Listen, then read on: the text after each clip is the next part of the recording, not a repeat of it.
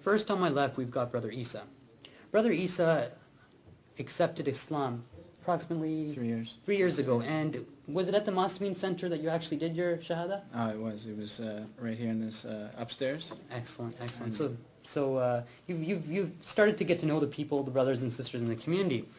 Let me ask you a question that I'm sure you get asked a lot. Why did you embrace Islam? I do get asked this question a lot, and I could say that the most convincing reason for me was Islam's logical nature. I had a lot of questions, and I found that Islam really, quenched the thirst that I had. I felt that everywhere I looked in the, observational world, that I could see everything had a perfect code of conduct. Everything had a sort of a set of rules that it followed. The plants and the animals and even evolution and everything had a really refined course that it was taking, except for humans. And humans had this ability to really make their own choices, and it was very subjective. And in terms of moral questions, social questions, economic questions, political questions, it's so subjective. And when I look at the world, I see that everything is one way, and it couldn't be another way, at least in the context that it was created. So for me, my biggest question was, is there also a set of rules, a course that I'm supposed to be taking? Can that be a subjective opinion, or is it something that is universal and for the common good? And when I started looking into Islam, I looked into a lot of religions. I grew up as a Christian, and I started finding a lot of similarities between Christianity and Islam in terms of their code of conduct, their moral code of conduct. And I looked at a lot of other religions, and I found that really the major point to our religion is to be a good person. At the end of the day, excellent. It's to become a good person. Excellent. And my question at that point was, okay, so how do I become a good person? If there's one person in the entire world that would know, it would have to be God. So I asked God, how is it that I can achieve, the pinnacle of my humanity?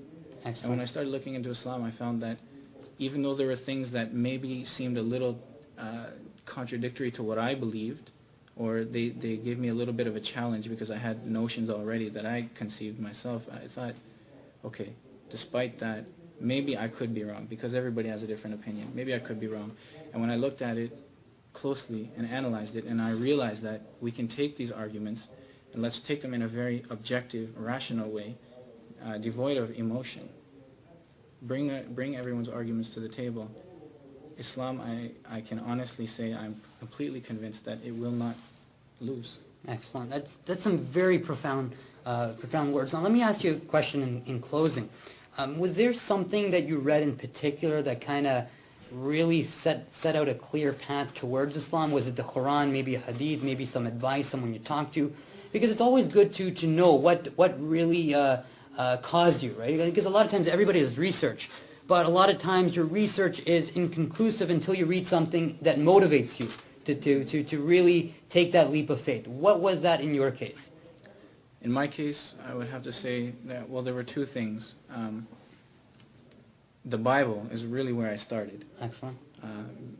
And I started doing a lot of comparisons between the Bible and the Quran, and I was finding that, they're really not so different. Exactly. And in terms of prophecies and everything, it's remarkable, some of the things that you'll find. Yeah.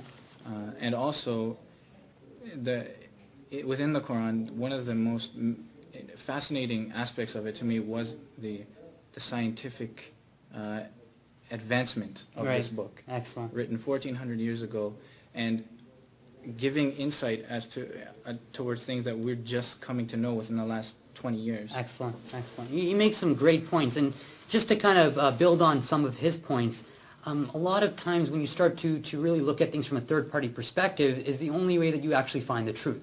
So when Brother Isa, he was following Christianity, but then he laid all the facts on the table, and he saw that there was a a more rational way to live his life and to practice his religion. And when he's talking about code of conduct, that makes perfect sense. So we as Muslims have to look at ourselves and see, are we following that code of conduct that we should, that the Prophet and the Masameen lived?